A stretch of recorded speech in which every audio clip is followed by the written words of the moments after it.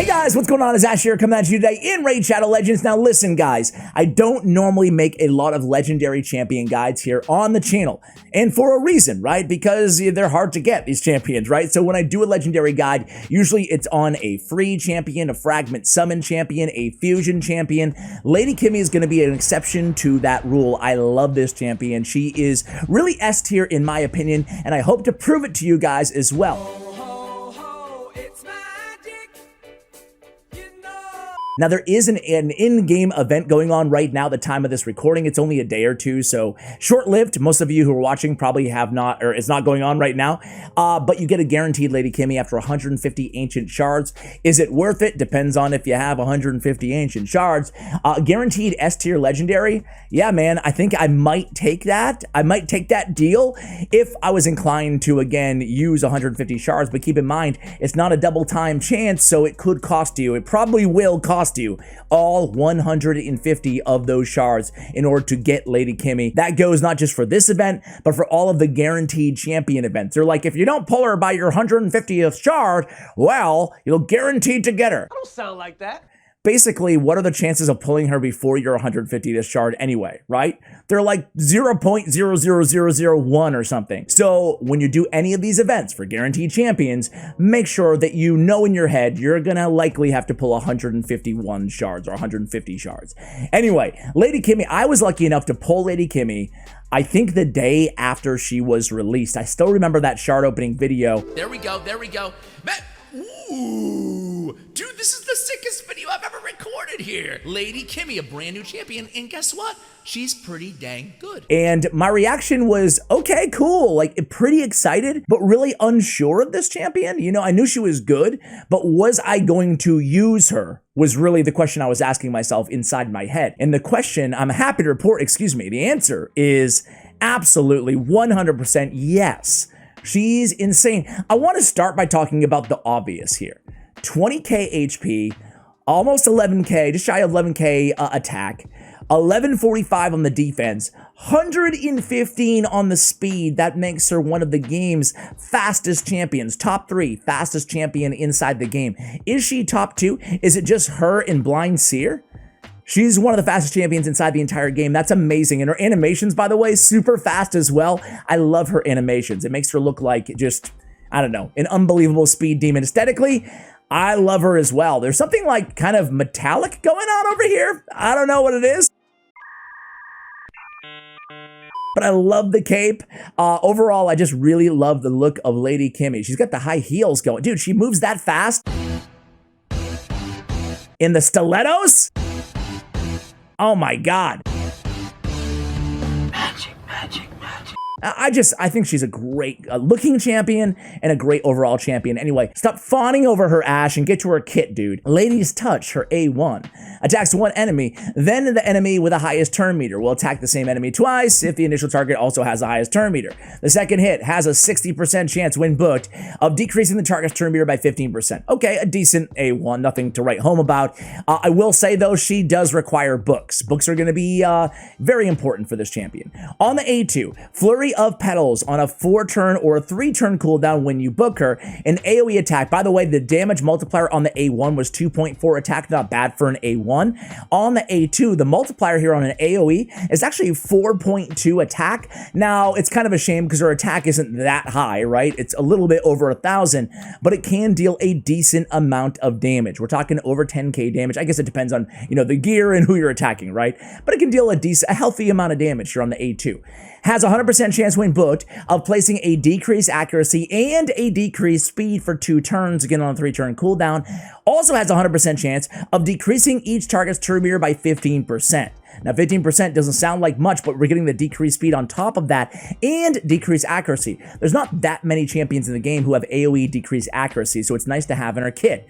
Now it gets even better here with Spirit Flux. Again, book's very important here. We want to get this down to a 4-turn cooldown and to 100%, you know, buff debuff rate. Same thing with the A2. So going into the A3 here, removes 1 random buff from each enemy, then has a 100% chance of placing block buffs debuff for 2 turns on enemies who have buffs removed. Now the who have buffs removed part, that really sucks, right? Because ideally, it would just be block buffs and a buff removal, but that would make her absolutely broken. That would make her just one of the better champions, if not the best champion in the game, if they did that, in my opinion, okay? Because this ability also fills the turn meters of all allies by 15% and places a 50% increase accuracy and increase speed on all allies for 2 turns. So we're getting increased accuracy, increased speed, block debuffs if we remove a buff from each enemy, helpful against high resist teams, against Krisk teams,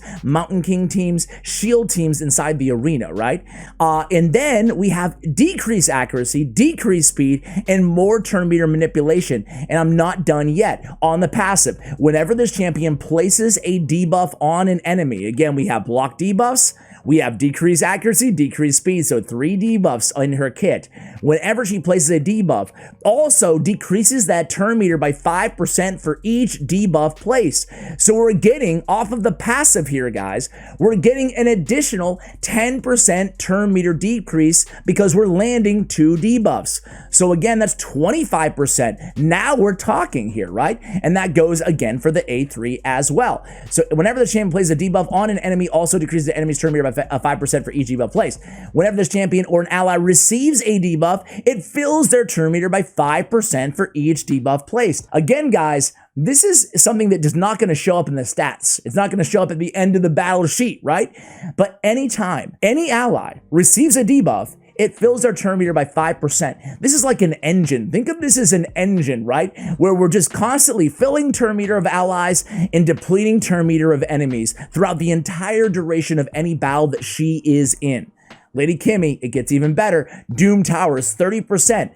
So we get the best speed aura you can get for Doom Tower battles also in her kit. And again, she's very good against Doom Tower. Dark Fae, we're going to show her against the final boss on my main team in today's video. We're going to start in the arena, but you can really use her against Celestial Griffin, Scarab King, Frost Spider.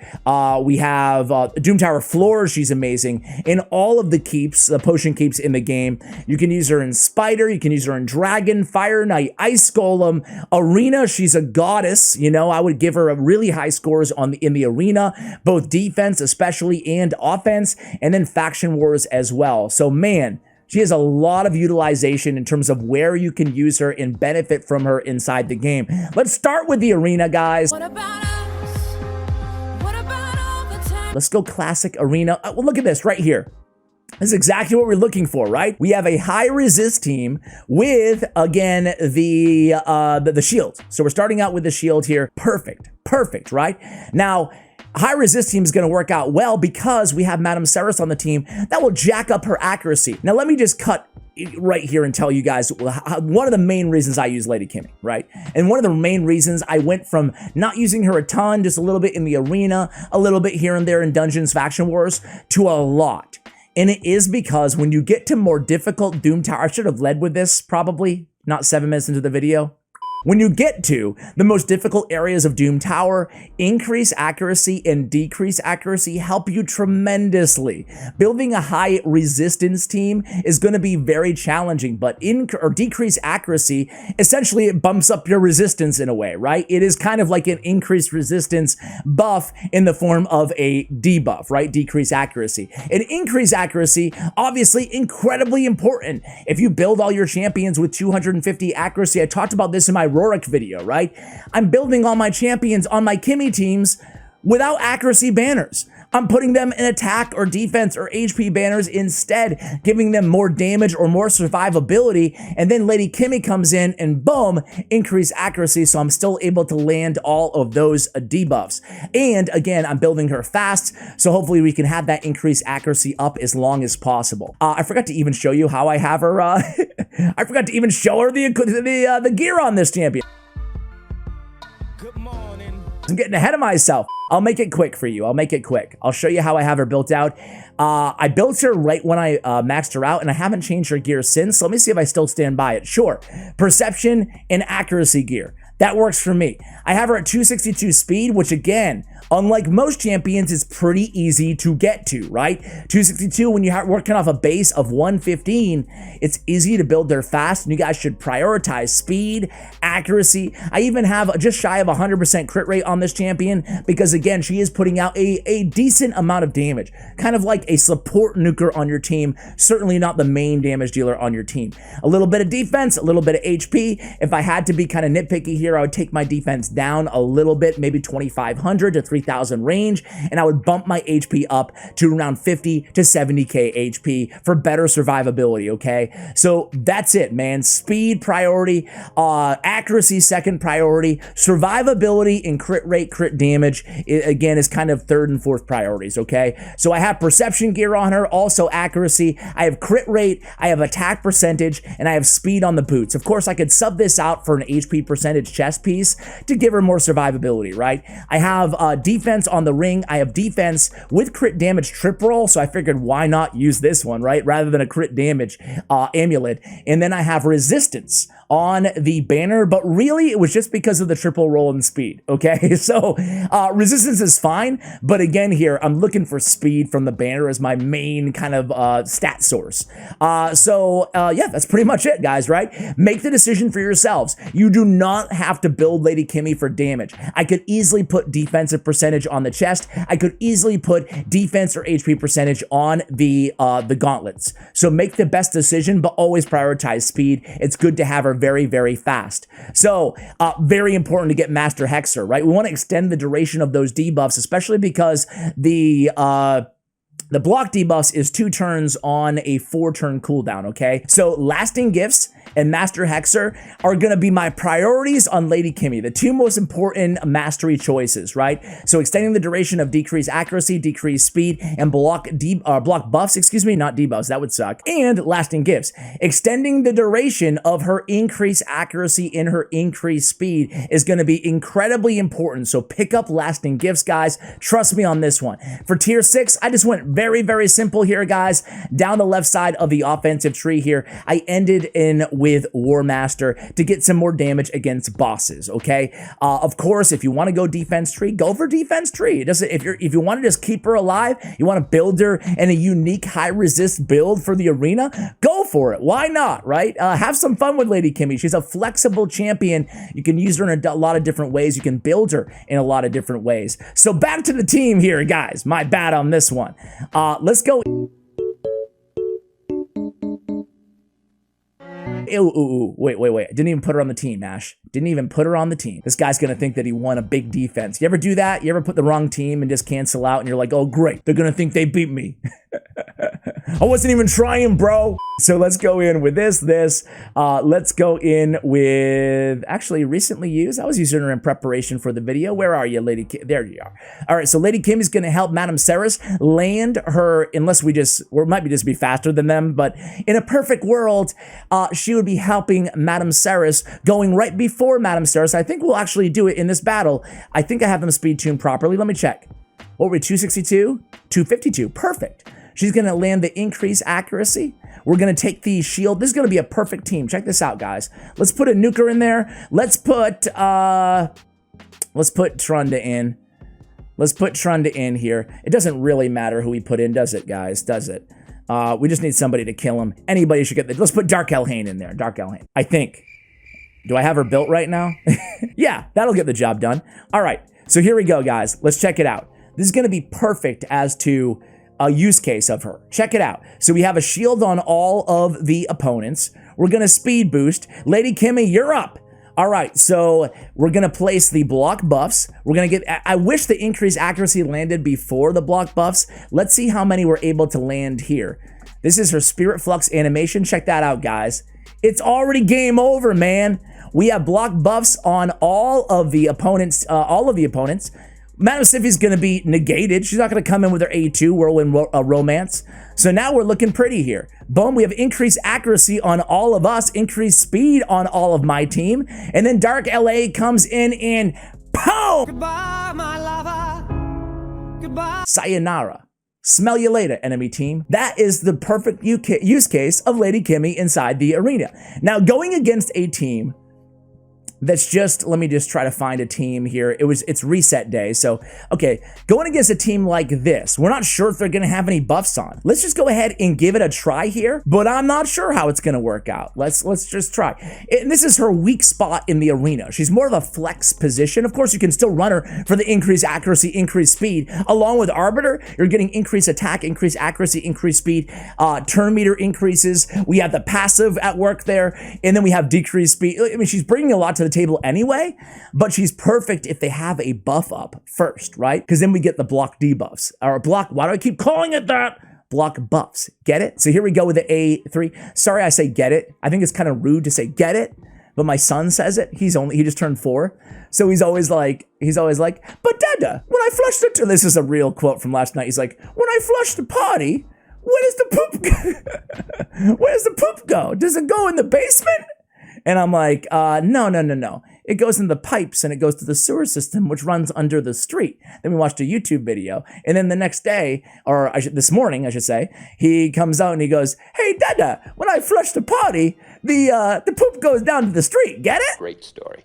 Compelling and rich. So he says get it all the time. So now it's really stuck in my vernacular. I say get it all the time. So this time, guys, we're not going to be using the increased accuracy, increased speed. We're actually going to be going with the A2 instead. We're going to be landing the decreased accuracy and the decreased speed. Now, decreased accuracy will help us out against miscreated monster. Make sure we're not stunned by his attack. So decreased accuracy, decreased speed is also going to allow time to ensure that my nuker goes next and the enemy team doesn't. Look at all these debuffs. We got decreased accuracy, decreased speed, decreased attack, and decreased defense, thanks to Madam Saris and Lady Kimi. Boom, 1-2 punch. So we do kill, we gotta take care of Soul the Drakes here though, huh guys? She can't love you like me. I think we're just gonna come in with the turn meter on the A1, reduce that turn meter. We don't wanna pick up Duchess. We gotta stay alive. Ooh.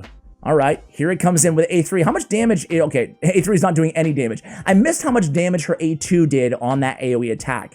But what I want to do here, guys, I want to show you. Let's kill Kanderfon. I want to show you the A1. Have we seen the A1 yet? We're not going to do it because you're going to kill. All right, let's do one more team here. Let's do one more team. Let's do a team again that we know. Let's do a difficult team again that we, okay, wait, a Tormund team. Ooh. Let's take out, I want to kind of keep this team together. I like Dark Elhain in there. She's doing a good job. I'm building her on my free-to-play account, by the way. And instead, let's put Nekrit the Great. We're just kind of using a cheat here. We could put Skytouch Shaman or somebody like that, but I just want to have a buff on...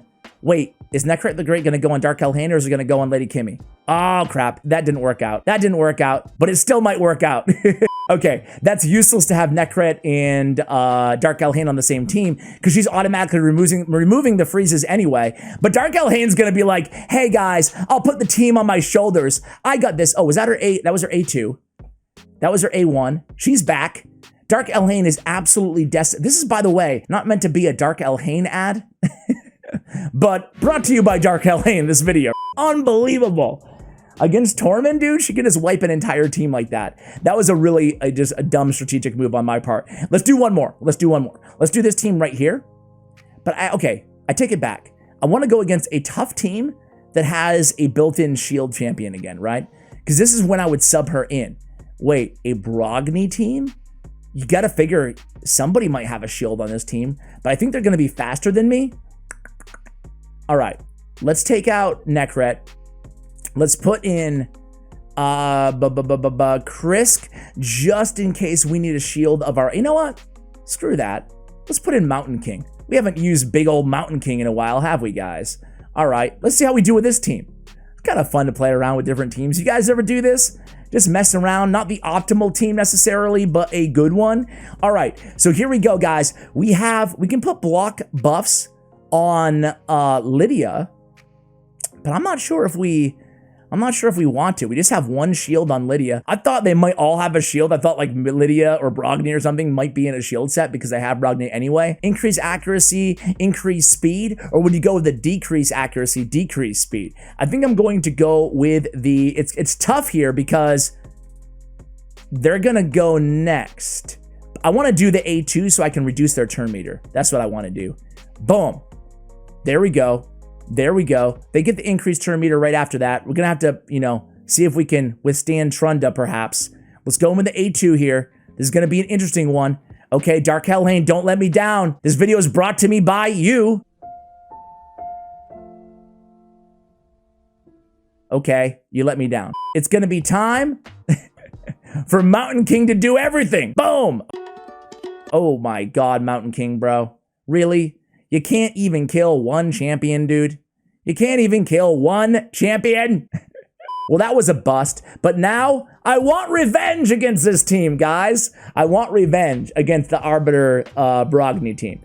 All right, Arbiter Brogni, let's fix this right now. We're still gonna use Lady Kimi. The rest of you guys, get out of here. Let's go ahead and put, we won the speed battle anyway, so there's no excuse to lose. Let's make sure we put Trunda, Madam Ceres, come on down. Boom, and boom. Guys, let me know, by the way, if you do not like all of these long arena kind of intermissions, or not even an intermission, these long arena champion guides. All right, here we go. Going again with the A2. I want that turn meter nice and reduced. We're gonna go again with the A2 here, Midnight Ritual. And then Trunda, you're up. Okay, everything is right in the world. We kill the team, we get revenge. Now I wanna show you guys against the final boss. Again here, guys, I could make the video rather long and show you, her on an Ice Golem team, on a Spider team, on a Dragon team, on a Fire Knight team. But really, you know what she's bringing to the table. There's no champion in the game who has increased accuracy, decreased accuracy on an AoE except for Lady Kimi. So you already know she's incredibly valuable in that regard. Here is my main team, guys. I got Ninja, I got Biggin, I got Rio, I got Lysandra. Sure, it's a pay-to-win dirty team, but hey, it's the final boss on Doom Tower Hard. What do you expect from me? Of course, you can do it with different champions, right? All we're really looking for here on a team like this is Ninja to do all the damage, right, to Dark Fae, and then turn meter, right, so we can kill the version of ourselves, like the mirrored version of our champions. That's all we're looking for, really. So what we're gonna do, the most important thing against Dark Fae is just ensuring that we're cycling our A1s before we get to the boss. And if we do that, we're good, because then we can kill ourselves. Sounds weird to say killing ourselves like that. Let's go in here with the A1. Let's see if we can, kill somebody here. All right, there we go, there we go. So this can be a little bit of a pain. I'll come back to you guys when I get to the boss. Don't wanna hold you any longer. All right, guys, here we are at the Dark Fae. Let's see how we do. The only way we can lose this one is if we get a Retribution proc from Biggin. But he's actually dead, so there we go, we're good. So here we go, we kill ourselves. Let's make sure we take Biggin down, please. Thank you very much. And now it's just gonna be a matter of really, well, watching Ninja do his thing. But again, notice we get decreased speed, we get decreased accuracy. We will have increased accuracy on our team as well when we get that ability. So all of this helps us out tremendously. Let me tell you already, we would not be landing all of our decreased turn meters against the boss had it not be for our increased accuracy. It's gonna be very important because as I told you guys, I have a bad habit, or maybe a good habit now, of building my teams with a little bit too low on accuracy, just so that about half of my debuffs are landing, or half of my turn meter is landing. And I'm doing that only purposely because now I'm running Lady Kimi for the increased accuracy, not just that, obviously, the increased speed, everything that she's bringing to the table. Don't forget her passive, guys. Her passive really is a little hidden treasure in her kit. Is it game-changing? Is it broken? No, but it's easy to overlook. As I said, it does not show up in the record sheet, in the stats. And you guys can see this team getting the job done there. Increased speed just in time. Lysandra comes in with exhaustion, lands it on the boss. Here we go. Looking really good right now. Looking really good. And this is the final boss of Doom Tower 2. It's a difficult battle. Is it as hard as Baumel? No. And by the way, speaking of Baumel, he's a pain. And increased accuracy and decreased accuracy are really good against Baumel. However, wrong affinity matchup. So there's a reason I haven't mentioned him. Unfortunately, him being force affinity, if they do change up the affinity at some point in the future, well, she's gonna be a great option against him as well. Similar as kind of a substitution for Whirlem Frostking, who brings a lot more to the table. Also a great aura lead with that 30% speed aura. So guys, there it is, Lady Kimi. I love this champion. I hope you guys do too. If you pulled her, thanks to this, this event, this guaranteed event, let me know if you if you're happy with her, you know, let me know where you intend to use her. Thank you so much for watching, and as always, take care, guys.